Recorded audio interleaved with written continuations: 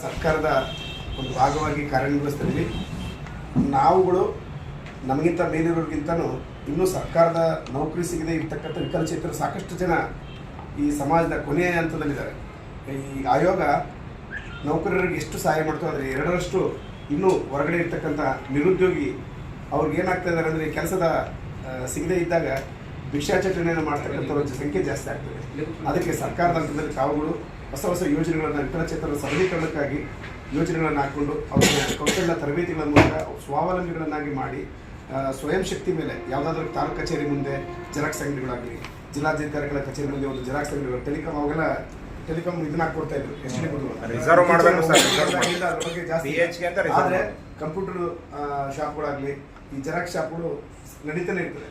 So ಅಂಥ ಒಂದು ಪ್ರೋತ್ಸಾಹದಾಯಕ ಕಾರ್ಯಕ್ರಮಗಳನ್ನು ತಾವು ಸರ್ಕಾರ ಜೊತೆಗೆ ಮಾತಾಡೋದ್ರ ಮೂಲಕ ಯೋಜನೆಗಳನ್ನು ರೂಪಿಸಿ ಸಾಮಾನ್ಯ ಅಂಗವಿಕಲರು ಇನ್ನೂ ನಿರುದ್ಯೋಗಿ ಅಂಗವಿಕಲರು ಏನಿದ್ದಾರೆ ಮತ್ತು ಅಂಗವಿಕಲ ಮಕ್ಕಳು ಶಾಲೆಯಲ್ಲಿ ಓದ್ತಾ ಇದ್ದಾರೆ, ಆ ಮಕ್ಕಳಿಗೆ ಒಂದು ಒಳ್ಳೆಯ ಅವಕಾಶಗಳನ್ನು ಕೊಟ್ಟು ಎತ್ತರಕ್ಕೆ ಬರಲಿಕ್ಕೆ ಅವಕಾಶ ಮಾಡಿಕೊಡ್ಬೇಕು. ಮತ್ತು ದಾಸ್ ಸೂರ್ಯವಂಶಿ ಸರ್ ಅವರು ನಮ್ಮ ಅಧಿನಿಯಮದ ಆಯುಕ್ತರಾಗಿ 2ನೇ ಬಾರಿಗೆ ಬಂದಿದ್ದಂಥ ರಮಣ ಸರ್ ಹೇಳಿದ್ರು. ತುಂಬ ನಾವು ಕರ್ನಾಟಕ ರಾಜ್ಯ ಸರ್ಕಾರದ ಎಲ್ಲ ಇಲಾಖೆಗಳ ಅಂಗವಿಕಲ ನೌಕರರು ತಮ್ಮನ್ನು ಪ್ರೀತಿ ಪಡ್ಕೊಂಡು ಸ್ವಾಗತಿಸ್ತಾ ಇದ್ದೀವಿ ಸರ್.